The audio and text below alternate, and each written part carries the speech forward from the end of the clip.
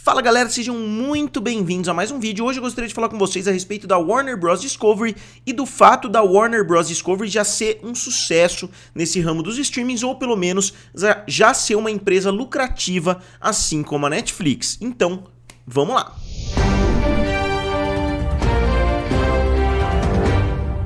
Então pessoal, só explicando para vocês, ontem aconteceu a Earnings Call, a primeira Earnings Call do ano de 2023, falando a respeito do primeiro trimestre, e nessa Earnings Call a Warner Bros. Discovery apresentou vários números, o David Zaslav falou, o Gunnar Wiedenfeld falou, se vocês quiserem dá para assistir a reunião inteira, tem cerca de 1 hora e 5 minutos, e a reunião foi interessante. Eu odiava as reuniões da AT&T, eu falava aqui com frequência para vocês, porque eles focavam muito nos números da AT&T, falando de telefonia, falando do alcance, falando da compra dos direitos de telefonia. Agora não, agora a gente tem uma reunião orquestrada ali pelo David Zaslav que fala somente a respeito do conteúdo da Warner Bros. E da Discovery. E isso obviamente é muito melhor, para mim que produzo conteúdo a respeito disso, que gosto desse tipo de temática. Então eu recomendo, se vocês têm interesse em saber dessas coisas de forma um pouquinho mais aprofundada, eu vou inclusive mostrar aqui para vocês como vocês fazem para acessar essa reunião. Mas antes de tudo isso, a principal informação que foi revelada nessa Earnings Call é que eles tiveram um lucro de 50 milhões de dólares com o seu ramo DTC, ou Direct to Consumer, que seriam os serviços de streaming. Então, ao invés de ter um prejuízo no trimestre, eles tiveram um lucro de 50 milhões de dólares. Vale a gente lembrar que o Disney Plus nunca foi lucrativo para a Disney, ainda não chegou a essa meta de ser lucrativo. O próprio Bob Iger falou que eles pretendem atingir essa meta em 2024, então a gente ainda não viu um trimestre bem sucedido, e a mesma coisa vale para muitas outras empresas. Então a HBO Max e o Discovery Plus estão à frente do projetado, digamos assim. Então eles já estão trazendo lucro para a Warner Bros. Discovery. Só que nessa reunião não foram só flores, obviamente, porque a Warner como um todo acabou trazendo um prejuízo maior do que o imaginado. Na verdade, eles esperavam um retorno de 1 centavo por ação, ou seja, eles esperavam um lucro só que ridiculamente baixo para os acionistas, só que ao invés disso foi um prejuízo de 40 centavos por ação. Então a queda foi muito maior do que eles imaginavam. Então vamos dizer assim, a receptividade ali dos acionistas foi mediana, eles ficaram muito satisfeitos com o ramo dos streamings, só que bastante insatisfeitos com o resultado da empresa como um todo, e isso inclusive levou algumas pessoas a questionarem, será que não tem uma contabilidade criativa aí por trás, porque é muito esquisito, a empresa ficou bem abaixo do esperado, sendo que o resultado dos streamings ficou acima do esperado, Será que eles não pegaram um pouquinho de dinheiro e fizeram alguma magia ali nos bastidores? Só que a explicação que o David Zaslav, que o Gunnar Wiedenfeld deram é que tem muitos custos ainda em decorrência da fusão, que eles ainda estão pagando ali muita conta, digamos assim, dessa fusão. As demissões, a gente sabe que aconteceram, então eles têm que pagar por isso. E eu, sinceramente, acredito que a HBO Max passou a ser lucrativa por 2 motivos bem importantes. O primeiro é justamente o trabalho que o David Zaslav fez. Ele tirou muito conteúdo de dentro da HBO Max, justamente para não pagar os residuais. Essa foi a principal intenção, economizar e não pagar os residuais. O filme da Batgirl foi cancelado, então eles conseguiram de certa forma reverter, em termos de impostos ali, eles fizeram muitas jogadas nesse sentido, Então, por um lado a gente tem isso, e por outro lado a gente tem a HBO já começando muito à frente dos seus concorrentes, porque a HBO já existia, então as pessoas que pagavam a HBO já migraram para a HBO Max, já migraram como assinantes.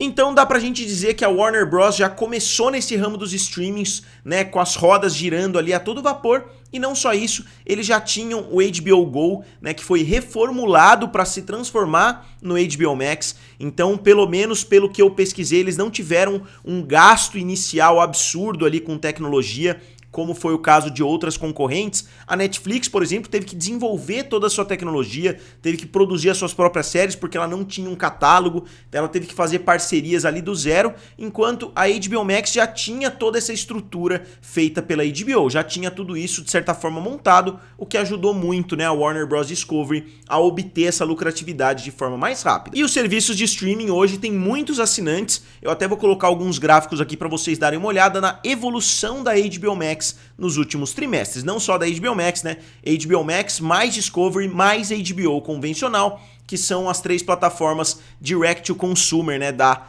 Warner Bros. Discovery.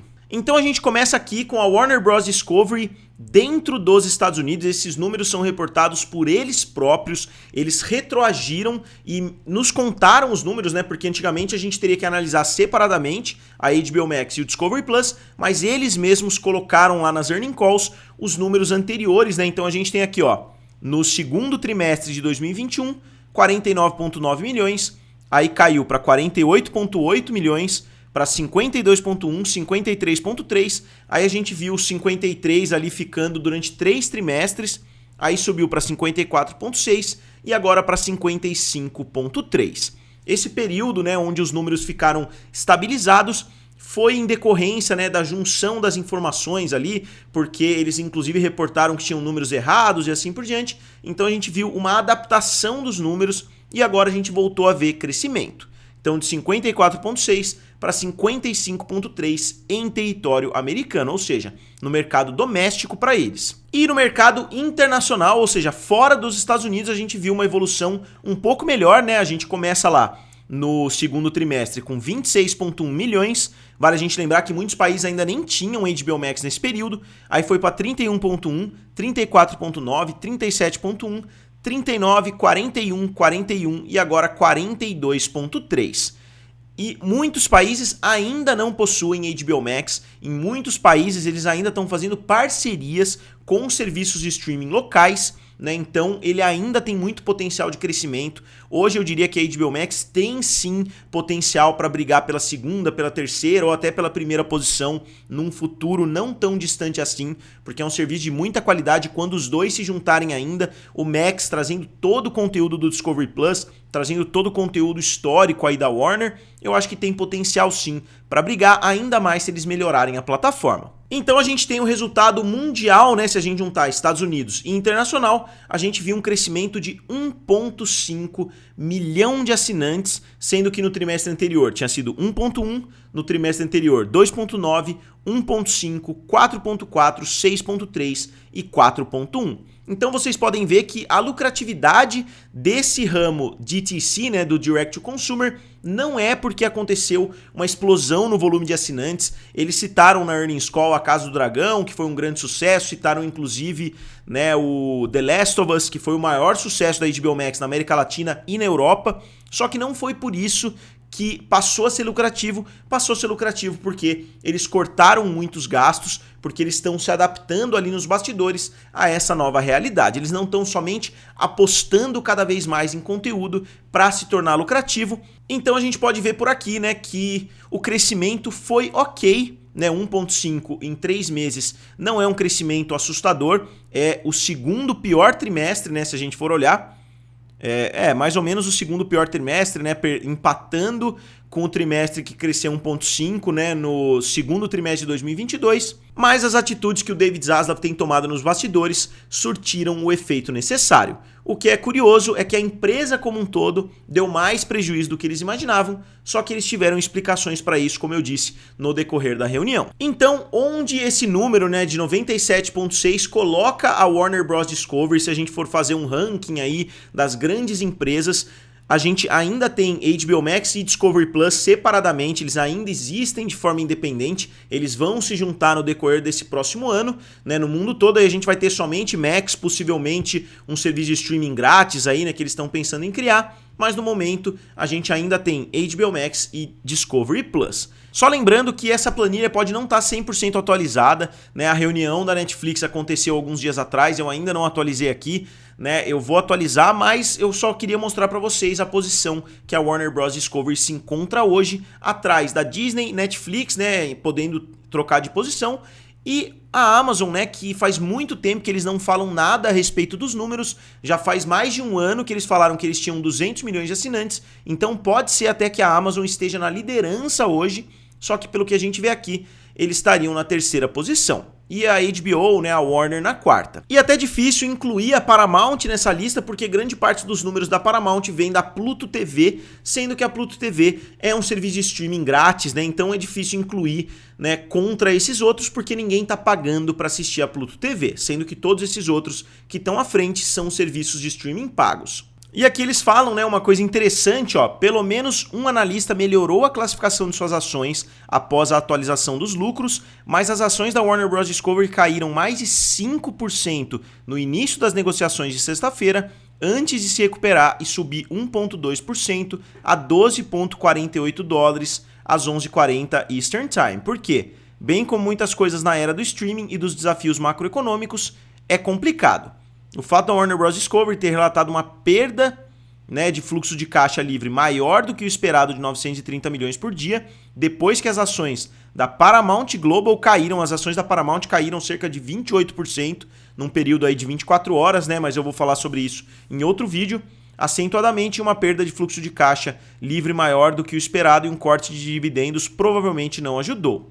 E só mostrando aqui para vocês as ações da empresa nos últimos 5 dias, a gente tem aqui, ó, a gente não viu uma movimentação muito forte, né, ó, de ontem para hoje, que foi a earnings call. A gente viu um aumento tímido também, né, ó, de 12 dólares para 12,89. Não é um percentual tão baixo assim, né? Aqui a gente tem o último mês. Começou o mês ali com 14,5, 12,89. Nos últimos 6 meses a gente vê um crescimento, né, de 10 para 12,89. E aqui no year to date também, né, ó, de 9,54 para 12,89.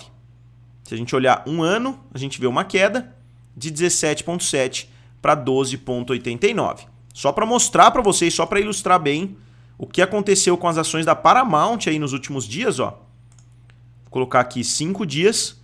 As ações estavam sendo negociadas a 22 dólares. Aí, do dia 3 para o dia 4, a gente viu elas despencando de 22 para 17 dólares, né, 17,5 aqui na verdade, como vocês podem ver. Então hoje a Paramount Global inteira está com um valor de mercado de 11,09 bilhões, que é um valor, convenhamos, muito baixo para uma empresa enorme, né, como a Paramount, o que leva muitos analistas aí a crerem que a Paramount vai ser vendida em breve, porque o valor das ações está realmente muito baixo.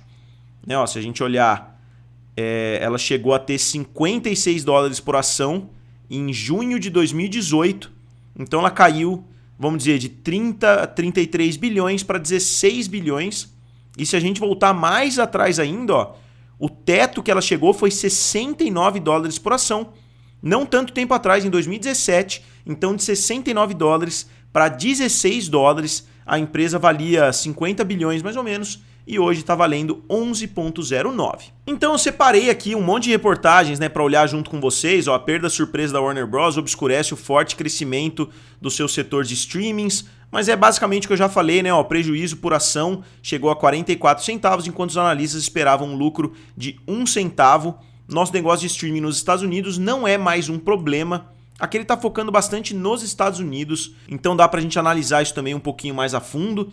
Né? Será que ao redor do mundo eles estão satisfeitos? Né? Eles estão em pleno crescimento, eles vão ter que investir para entrar em novos mercados. E isso também é uma coisa que deve ser levada em consideração.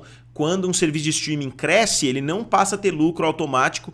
Por exemplo, quando entrou aqui na América Latina a HBO Max, com certeza eles tiveram prejuízos por alguns trimestres até começar a ser lucrativo na América Latina. Aqui uma reportagem também do Wall Street Journal, né? Ó, Warner Bros. Discovery vê streaming lucrativo antes do esperado.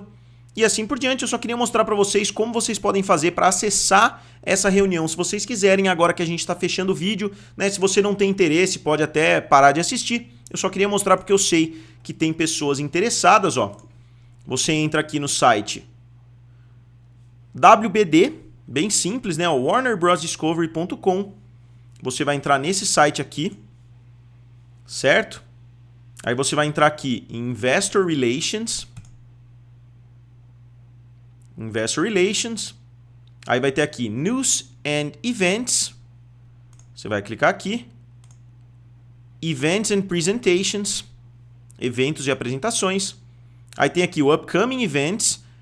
Quer dizer, no dia 8 de maio vai ter a reunião anual dos acionistas, né, ó, Annual Meeting of Stockholders. Só que aqui a gente teve 5 de maio, Warner Bros. Discovery First Quarter Earnings Call. Você entra aqui, Webcast, né, você vai ter o Webcast. E se você quiser, eu não encontrei aqui aonde fazer, aqui, Investor Relations.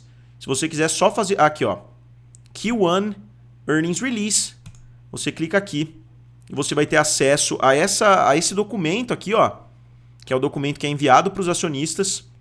Tem muita coisa interessante aqui. Eu foquei principalmente, aqui a gente pode ver, né, ó, 2023, Adjusted EBITDA, né, que é esse valor de 50 milhões de dólares que eles falaram, né? A gente vê que não está no prejuízo, sendo que nos trimestres anteriores estava aqui com 227 milhões de prejuízo, agora passou a 50 milhões de lucro. Então, esses dois numerozinhos aqui mostram o otimismo da Warner Bros. Discovery com relação aos seus serviços de streaming. E aqui a gente tem a evolução dos números, né? Ó, de 54,6, 53, aqui a gente vê a evolução 2022 no primeiro trimestre, quarto trimestre e agora o primeiro trimestre de 2023. Total subscribers. E aqui a gente tem o ARPU também, né? Ó, 10,82, 10,83, caiu um pouquinho. ARPU é o Average Revenue Per User, que seria a receita média por usuário, né? Acho que seria a tradução literal. A gente vê aqui também uma evolução no mercado internacional e uma evolução no mercado global e uma pequena queda no mercado doméstico, que pode ser em decorrência da inclusão dos planos ali, né, com marketing, né, com propagandas e assim por diante. E aqui continua, inclusive, né, ó, tem muito mais informação. Se vocês tiverem curiosidade para dar uma olhada, não é um documento legal de ler, mas é interessante se você se importa por esses assuntos. E tem inclusive aqui, ó, se vocês quiserem dar uma olhada, eu já li um pouquinho, mas é realmente um documento muito grande. É o 2022 Annual Report, que eles já lançaram para a reunião que vai acontecer no dia 8, né, que é a reunião anual. É um documento realmente gigantesco, eu vou até ver quantas páginas tem aqui. São 149 páginas diferentes, né, lotadas de informações. Então, como eu disse, eu li um pouquinho desse começo aqui, ó. Eu dei uma olhada, obviamente, nas imagens, eu li essa nota do David Zaslav, que também é interessante, né, para a gente ver a visão que ele tem do que está acontecendo com a empresa. Mas só ele já falou pra caramba, né? Eu li esse documento aqui inteiro. E aqui eles começam as informações, né, falando a respeito dos diversos setores, mas não é nada muito interessante, sendo bem sincero. Só estou falando porque se vocês querem mais informações a respeito desses assuntos, dá para vocês darem uma olhadinha nesses documentos que já foram lançados lá no site wbd.com. Então, pessoal, eu gostaria de saber de vocês, né, qual a opinião de vocês a respeito desse assunto, o que vocês acham da Warner Bros. Discovery já ser lucrativa nesse ramo dos streamings, enquanto outras empresas concorrentes como a Disney ainda não conseguiram esse feito. E como sempre, digam aqui nos comentários, curtam o vídeo e se inscrevam no canal. Valeu e nos vemos em breve!